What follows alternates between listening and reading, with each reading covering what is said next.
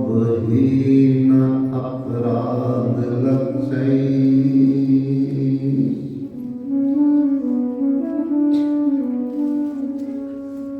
क्षिपताश्च कामादि तरंग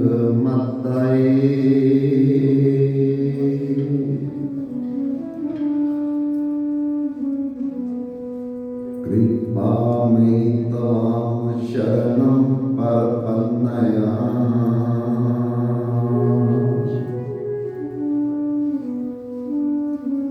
वन्दे नमस्ते चरणारविन्दम्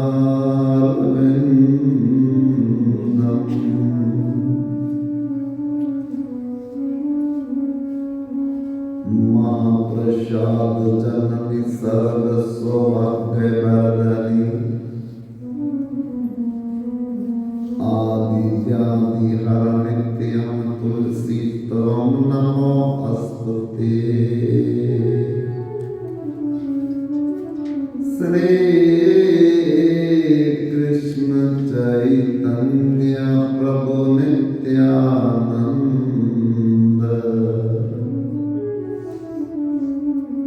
श्री अद्वैत गदाधर शिवसदि गौरभक्तवृंद हरे कृष्ण कृष्ण कृष्ण हरे हरे हरे राम राम राम हरे हरे। बोलिए वृंदावन बिहारी लाल की जय। सियावर रामचंद्र महाराज की जय। उमापति महादेव की जय। तुलसी शालिग्राम भगवान की जय। लड्डू गोपाल नंद बाबा यशोदा मैया की जय। भागवत महापुराण की जय। सद्गुरुदेव महाराज की जय। निताई गौर हरि बोल हरि बोल हरि बोल। कल कथा के पहले दिन हम लोग सत्संग की क्या महिमा है, सत्संग का फायदा क्या है, सत्संग का जीवन में क्या लाभ है, इस विषय में चर्चा कर रहे थे। और आखिरी में ये सत्संग केवल मानव जीवन में ही संभव है, मनुष्य देह में ही प्राप्त हो सकता है, अन्य और किसी भी जीवन में सत्संग की उपलब्धि होनी असंभव है। और मनुष्य जन्म अति दुर्लभ है, बड़े भाग्य मानस तन पावा सुर दुर्लभ सदग्रंथन गावा। साधन धाम मोक्ष कर द्वारा पाई न जही परलोक सुधारा। ये मनुष्य जन्म इतना दुर्लभ है कि बड़े बड़े देवता, गंधर्व, किन्नर, चार, नाग जिनके पास ऐश्वर्यों की कोई कमी नहीं, सुख और सुविधा वैभव की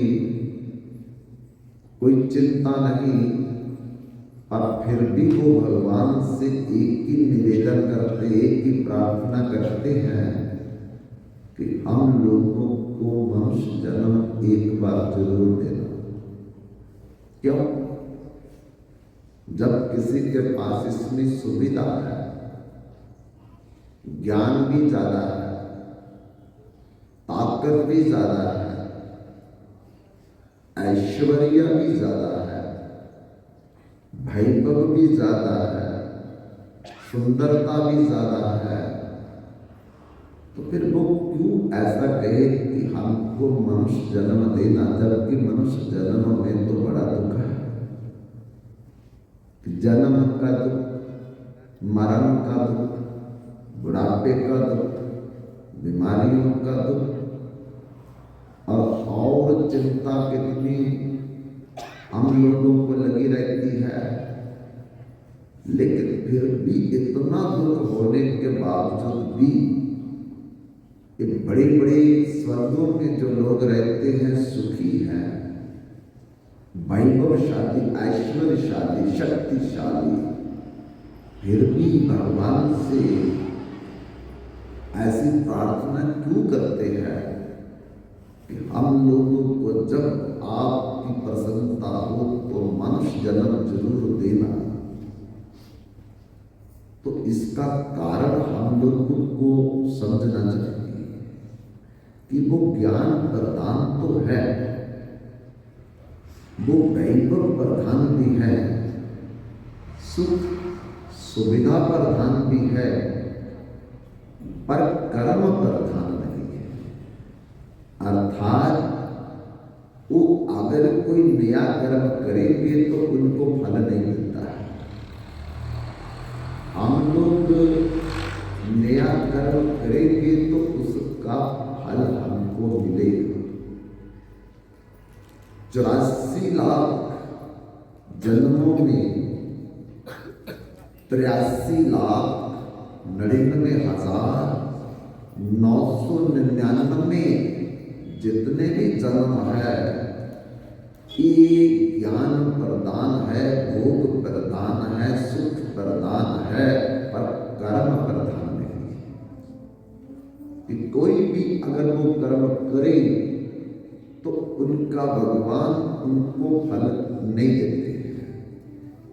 84 लाख में केवल मनुष्य का जन्म है जो नया कर्म करके भगवान को भी प्राप्त कर सकता है, ब्रह्मा का उत्तराधिकारी बन सकता है, इंद्र बन सकता है, कुबेर, अश्विनी कुमार, बाजू, वरुण, एक कुछ भी पदवी को प्राप्त कर सकता है। बाकी इसको छोड़ करके जितने भी जन्म है वो कर्म प्रधान नहीं है। इसलिए जब कर्म करने का फल ही नहीं मिलना तो वो कहते इतना सुख लेकर के करेंगे भी क्या, मन मर्जी तो कर नहीं सकते हो। इसलिए ये मनुष्य जन्म जो है इसको दुर्लभ कहा है, दुर्लभ नहीं कहा, सुदुर्लभ कहा है। न मानुषात् श्रेष्ठतम ही किंचित, मनुष्य से कोई भी बड़ा नहीं। इसलिए ये मनुष्य जन्म पाने के लिए सब तरसते हैं। भगवान भी मनुष्य जन्म पाकर के पृथ्वी पर आने के लिए लड़ाई करते हैं और बन करके आए भी। रामानंद राय कौन थे? भगवान राम। रामानुज आचार्य कौन थे? साक्षात लक्ष्मण। जगतगुरु वल्लभाचार्य कौन थे? अग्निदेव जी। हरिदास ठाकुर जी कौन थे? ब्रह्मा जी। आदि गुरु शंकराचार्य कौन थे? भगवान शंकर थे। तो ये सारे अवतार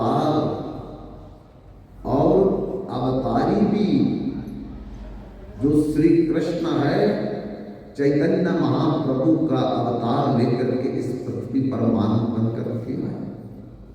इसलिए हम अपनी हैसियत नहीं समझते हैं, हम अपनी कीमत नहीं समझते हैं, इसलिए कंकर पत्थरों में अपना जीवन बर्बाद कर रही है। और जिस दिन ये दे चली जाएगी उस दिन ये कंकर पत्थर हम लोगों को बचा नहीं पाएंगे। हम लोग कोई नोट इकट्ठे करने के लिए थोड़ी आए, हम लोग कोई नौकरियां करने के लिए थोड़ी आए, दुकानदारी व्यापार करने के लिए थोड़ी आए हैं, हम लोग तो भजन के लिए आए हैं। मनुष्य जन्म केवल भजन के लिए मिला है, भोजन के लिए नहीं मिला। भोजन के लिए तो भगवान ने हाथी बनाया कई बार हमको, और कितना भोजन खाया। भोजन के लिए तो हमको शेर कितनी बार भगवान ने बनाया और हमने कच्चा मांस ही खाया। भोजन करने के लिए तो कुत्ता बनाया, बिल्ली बनाई। ये भोजन करने के लिए ही हमको बनाया था, लेकिन मनुष्य जन्म तो भगवान ने केवल भजन के लिए दिया है। ये जन्म का दुख, मरण का दुख, बुढ़ापे का दुख, बीमारियों के दुख से मुक्त हो जाओ, फिर हम उसी में फंस जाते जाकर के। पैसे के लिए झूठ बोलते, बेईमानी करते, एक नंबर का काम, दो नंबर का काम, मिलावट करते हैं, कम बोलते हैं, झूठ बोलते हैं।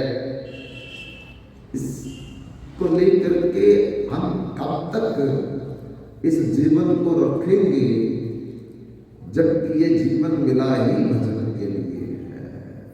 पद्म पुराण में लिखा है, जल जा नव लक्षान स्थावर लक्ष्य विच्छति कृम्यो रुद्र शंख का पक्षीणाम 10 लक्ष काम 30 लक्षानी पछवा चतुर्लक्षानी मानवा।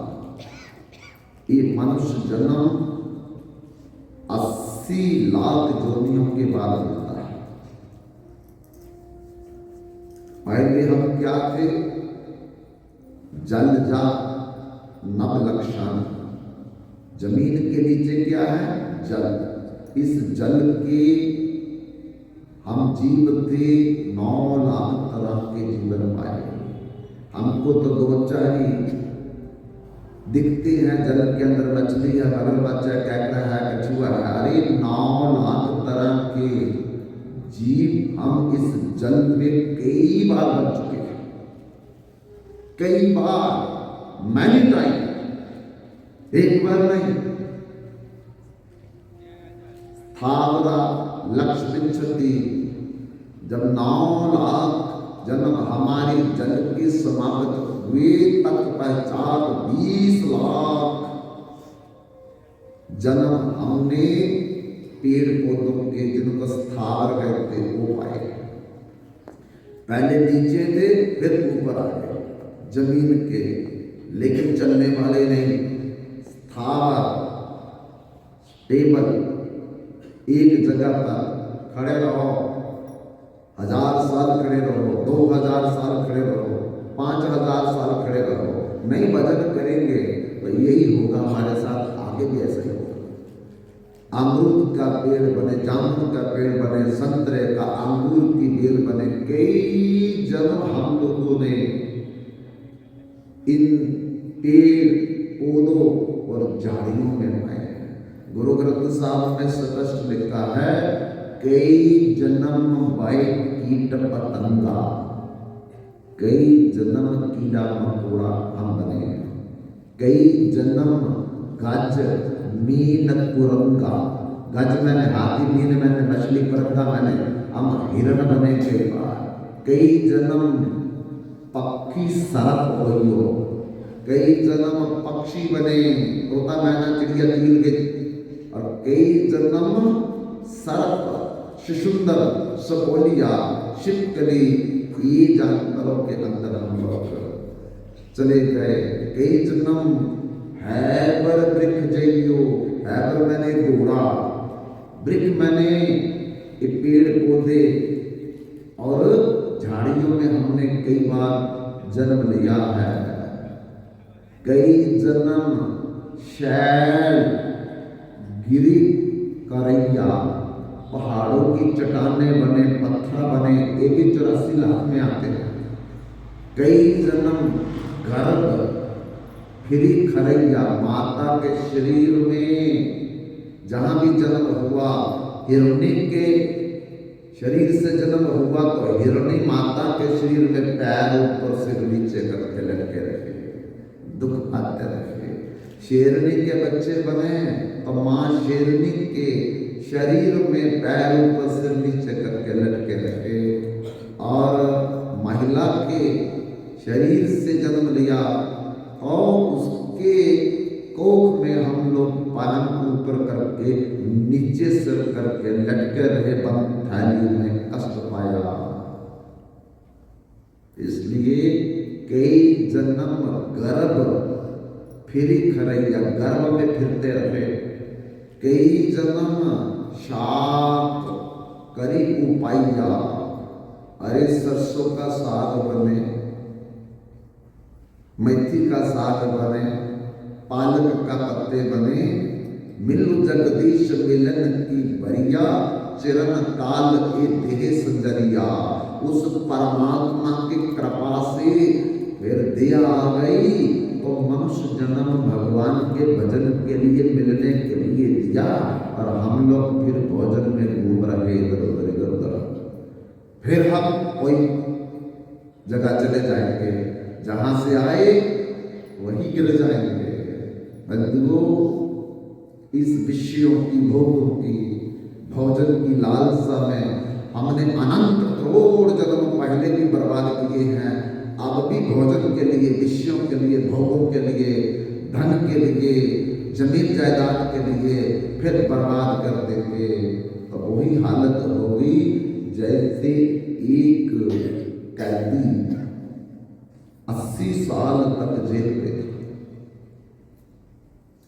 और जब बुढ़ापा आया तो जाकर के अपने साहब को बोलता है कि देखो मेरी दशा, अब तो मैं वृद्ध हो गया, मुझे छोड़ दो।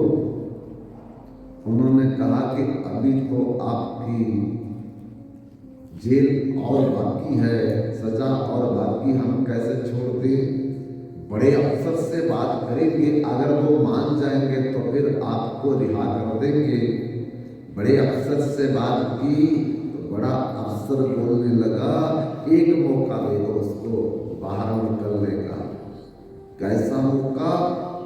तो उस कैदी को बताया जो 80 साल से जेल में बंद था कि एक दिन तुम्हें मौका देंगे, अगर तू उस दिन जेल से बाहर निकल गया तो तू हमेशा जेल से बाहर चला जाएगा, अगर वो भी मौका खो दिया तो फिर दोबारा आप जेल में ही रहोगे।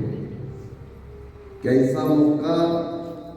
ये जेल की बहुत बड़ी चारदीवारी है, इसका एक दरवाजा है, एक दरवाजा, दूसरा दरवाजा कोई नहीं। से चारदीवारी जेल की चारदीवारी का है, हम खोल देंगे तुम्हारे लिए, तुम बाहर निकल जाना।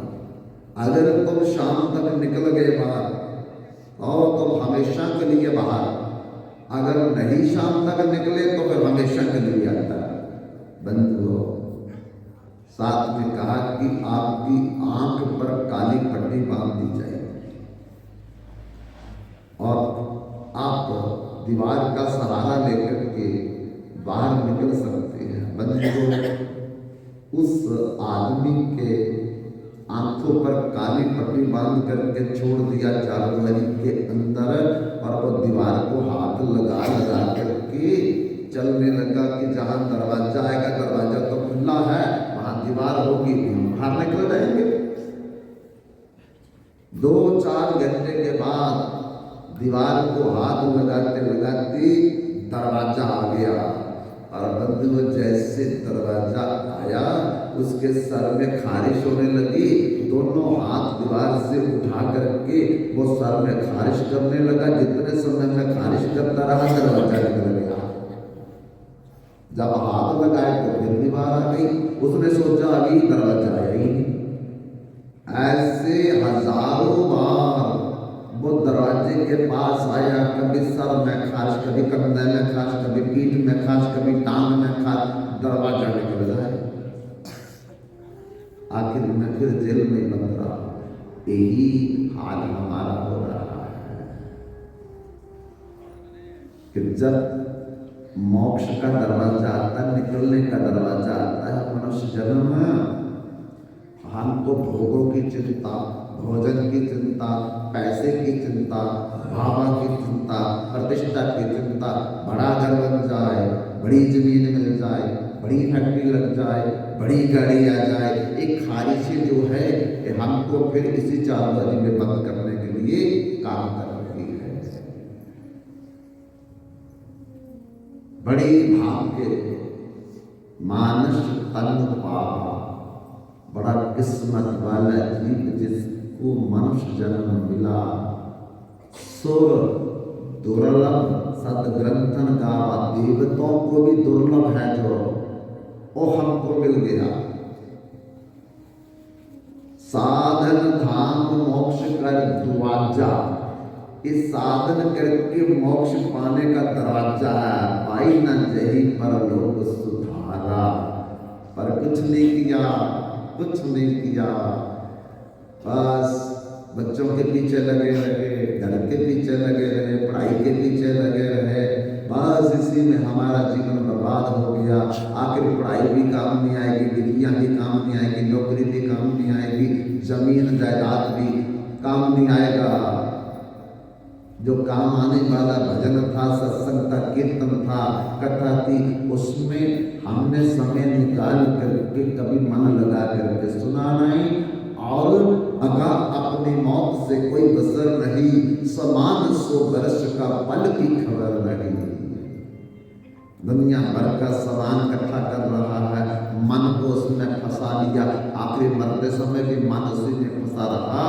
और गरुड़ पुराण कहता है, आखिरी में जिस व्यक्ति को जो याद रहता है अगला जन्म वही होगा। आखिरी में कुत्ता याद आ गया तो कुत्ते के परिवार में पैदा हो, बिल्ली याद आ गई तो बिल्ली के परिवार में याद आ, पैसा याद आ गया, पैसे में मन अटक गया तो फिर पैसे जैसी दशा होगी, सर्प बनना पड़ेगा।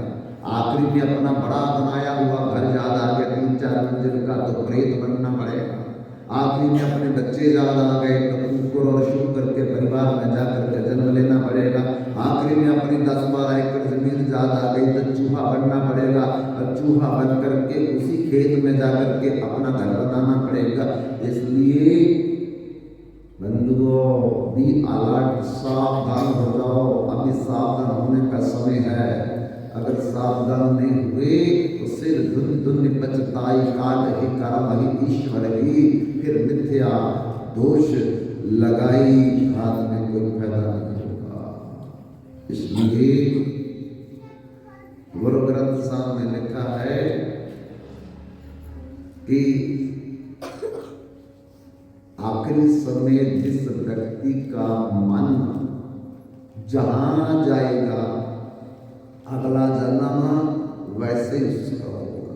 अंत जामता सकता, अंत जामती सकती। अंत समय में पेपर है हमारा, एग्जाम है, इम्तिहान है। कोई बच्चा सारा साल घूमता फिरता रहे, आखिरी में नकल मार करके पास हो जाए तो नंबर मिलेंगे उसको, तो उसमें लिखा है। बड़े नकल मार करके क्यों नहीं लिखा? सारा जीवन अगर कोई पढ़ता लिखता रहे तो आखिरी में उसको भूल जाए, फिर उसी क्लास में ही द्वारा पढ़ना पड़ेगा। ऐसे ही मनुष्य जन्म का भी आखिरी समय में हमारा सोच विचार क्या है, उसी के आधार पर अगला जन्म होगा।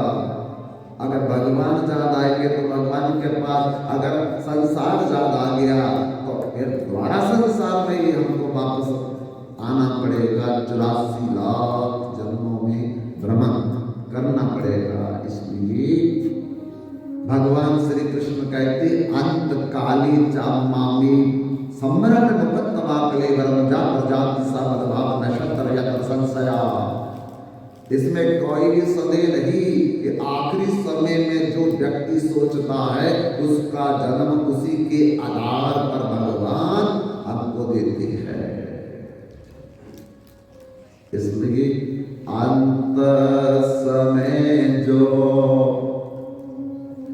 घर को सिमरे, अंत समय जो घर को सिमरे, अंत समय जो घर को सिमरे, अंत समय जो घर को सिमरे, ऐसी चिंता में जो मरे, ऐसी चिंता में जो मरे,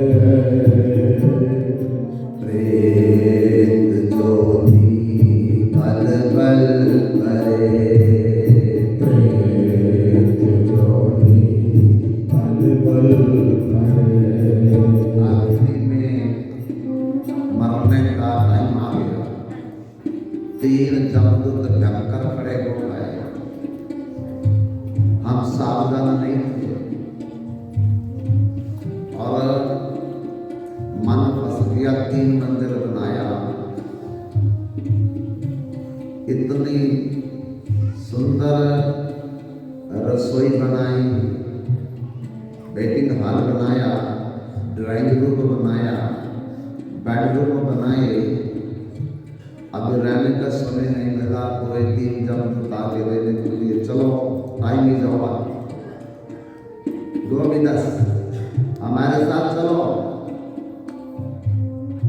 हमने कहा अभी तो मैं रहा भी नहीं अच्छी तरह, सुख भी नहीं होगा और तुम लेने के लिए चले आए। बोले हमको इससे कोई लेना देना नहीं है, हमारी ड्यूटी है जब जिसको लेने का समय आता तो हमको हाथ में रुका दिया जाता, जाओ उसको ले आओ। हमको कोई और छोड़ने की या बात करने की जरूरत नहीं भाई। अब चलो तुम नहीं जाओगे तो जबरदस्ती ले जाएंगे। अब वो पछताने लगा, दौड़ने लगा, भागने लगा, लेकिन जमदूत तो किसी को दिखते नहीं है। जबरदस्ती जम पास में बांध करके उसको खींचने लगते हैं उसके शरीर से बाहर, जैसे तौलियों को निचोड़ करके तौलिए का जल बाहर निकाला जाता है, तब भी तौलिया जल से अलग नहीं होता। फिर 2 आदमी जबरदस्त लगते हैं उसको निचोड़ने के लिए, तब जाकर के जल कोई थोड़ा निकलता, फिर उसको दिन भर धूप में डाल देते हैं, तब तौलिया जल से अलग होता है। एक तौलिए में जल निकालते समय 2 आदमी जबरदस्ती निचोड़ते हैं तो इस रोम रोम में फंसे हुए प्राणों को अलग करने के लिए कैसे निचोड़ते हो? फिर कितना कष्ट होगा। तो शास्त्रों में लिखा 40,000 सांप एक समय में दंग करे, जितना दर्द होगा उससे भी ज्यादा दर्द मरते समय, और उससे और ज्यादा दर्द जन्म के समय, उससे और ज्यादा कष्ट जब ये 8, 10, 12 महीने माँ के शरीर में उल्टा लटका रहता है। अब सबको कष्ट करोड़ों बार, हजारों बार हुआ है।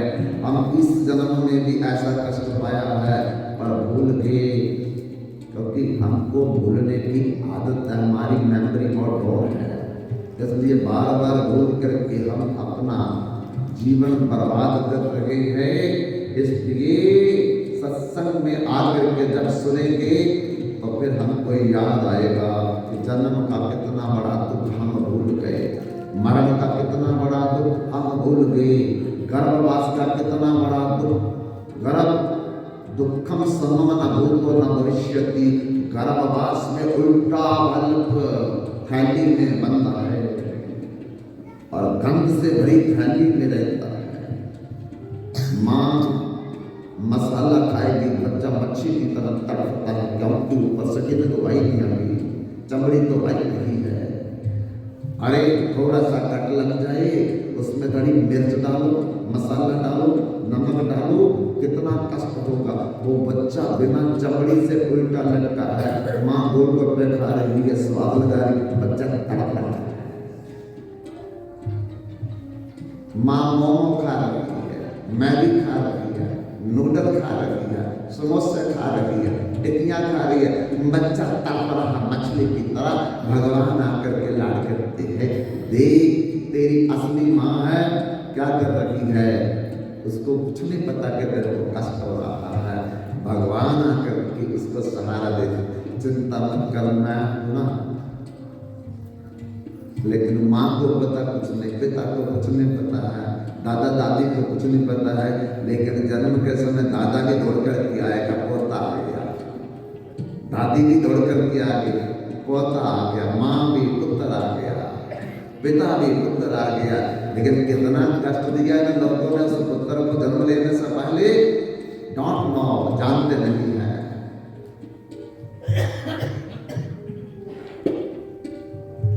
और भगवान बार बार इसे समझाते हैं,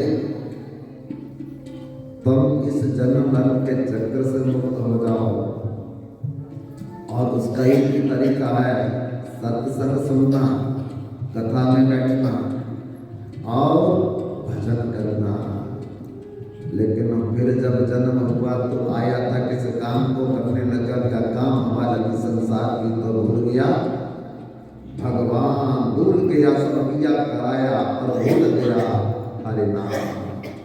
हम सब भूले हुए हैं, भटके हुए हैं। हम लोगों को कोई चिंता नहीं है कि भगवान का भजन भी करना हम लोगों को, बस भोजन कैसे मिलेगा, सुबह क्या खाएंगे, दोपहर को क्या खाएंगे, शाम को क्या खाएंगे, रात को क्या खाएंगे, आधी रात को उठ करके क्या खाएंगे, यही चिंता हमको सता रखी है। और भजन की कोई चिंता हम लोगों को नहीं पड़ी हुई है। फिर उसी में वापस चले जाएंगे जिस दलदल से, जिस नरक से, जिस गंदगी से हम लोग निकल करके अभी आए हैं। इसलिए जो आखिरी समय में अपने बनाए हुए घर का सिमरन करता है, उसमें मन चला गया तो मरने के बाद करोड़ों वर्षों के लिए खंडर मकानों में रहने के लिए प्रेत बन जाएगा, प्रेत जोनी मिलेगी। देख लो क्या हाल है, नहीं सत्संग में आएंगे, जाओ दूर दूर जाओ, क्योंकि भगवान के पास आने में हमको डर लगता है। तो आखिरी में तो भगवान ही मिलेंगे, भगवान के रूप में नहीं मिलेंगे तो काल के रूप में मिलेंगे चलो। कितना भाग जाओगे, कितना भागोगे, भागो जितना भागना है, आखिर मौत को पकड़ लेगी, मौत तो किसी को छोड़ेगी नहीं बंधुओं।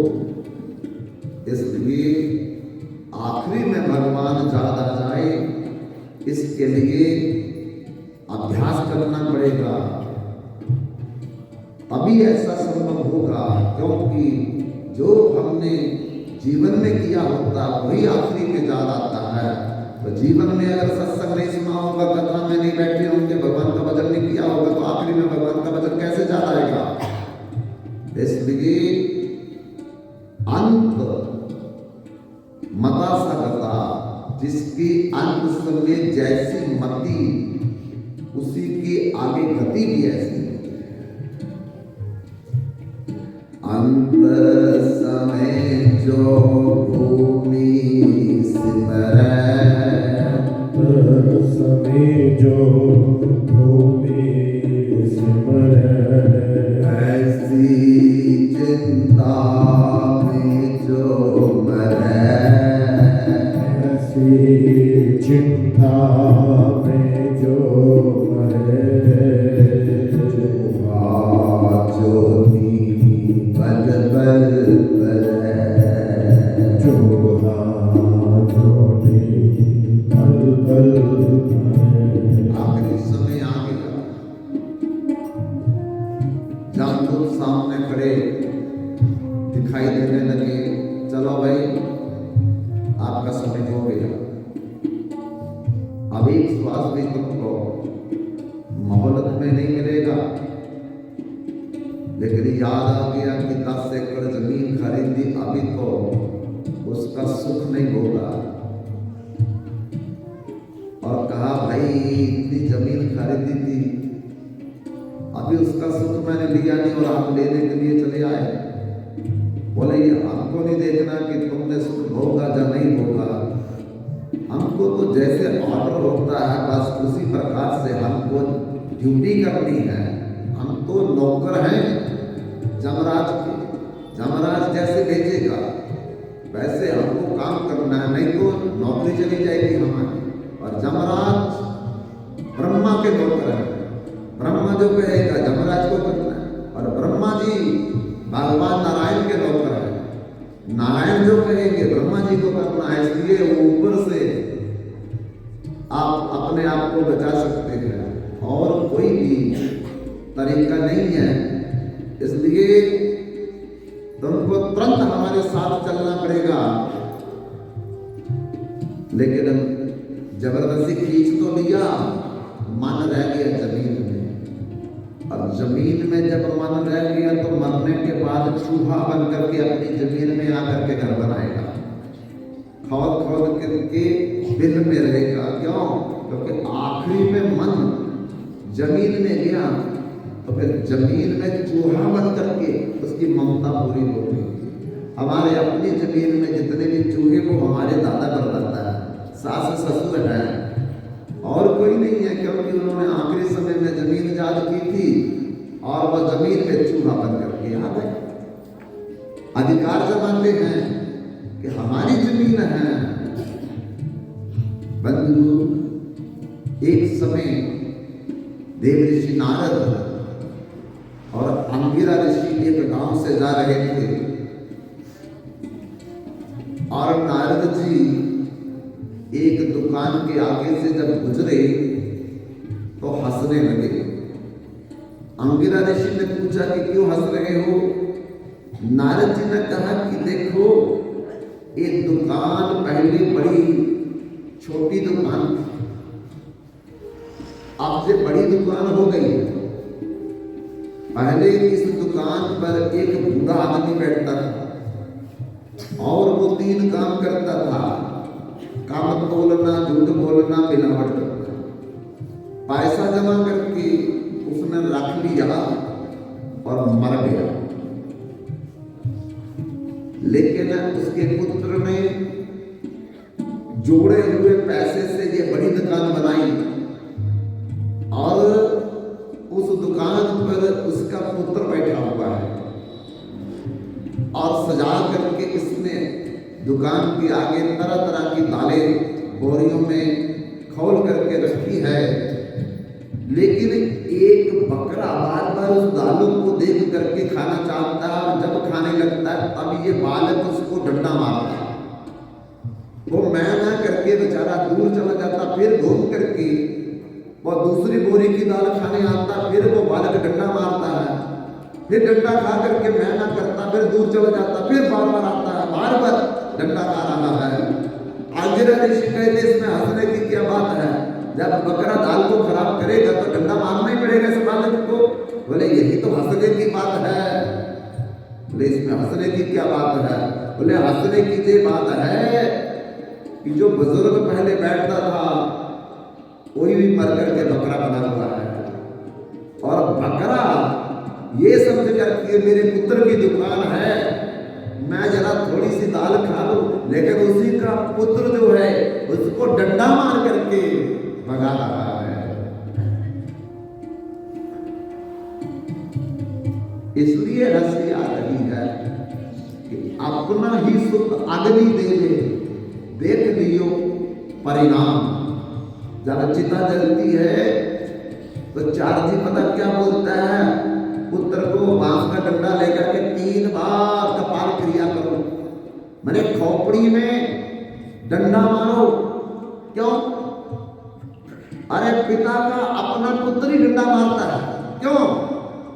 क्योंकि जब ये शव जलता है, शरीर जलता है तो आखिरी में हमारे प्राण जहां आकर के रुक जाते हैं और यहां प्राण कहीं रुक ना जाए, ताकि डंडा मार करके इसको भी अच्छी तरह खोपड़ी को जला दो। डर रहता है कि कहीं प्राण इसमें फंसे रहे तो ये फिर भारत घर में वापस आएगा, प्रेत बन करके, भूत बन करके हमको डराएगा। ओ पिता जिसकी लाड करके पैसे मांगते थे, गोद में खेलते थे, उंगली पकड़ करके चलते थे, आज उस पुत्र को खतरा हो गया कि प्रेत बन करके ना आ जाए, भूत बन करके ना आ जाए, ताकि ये डराएगा घर में आकर के। अपना ही सुत अग्नि देवे देख लियो। ऐसा हमारे साथ भी करोड़ों बार हो चुका है, अभी भी होने वाला है कुछ समय के बाद, अभी भी हो सकता है घंटे के बाद। क्यों? क्योंकि शाम ढलने के बाद तो हमको कोई रखेगा नहीं, अशुद्ध हो गया, सूतक बढ़ गया, मुदक बढ़ गया। इसलिए भजन से ही हम शुद्ध हैं, और भजन नहीं करेंगे तो भोजन से हम लोग अशुद्ध हो जाते हैं। बंधुओं, आज अगर नहीं समझेंगे मनुष्य जन्म में, तो फिर बहुत लंबे समय तक हमको भटकना पड़ेगा। 84 लाख जन्मों की यात्रा कोई आसान यात्रा नहीं है। अगर उस यात्रा को खत्म करना है तो एक ही जन्म है। मानुष जन्म दुर्लभ मिलत न बार न बार, जो फल पक कर वृक्ष से गिरे तोड़ न लागे डाल।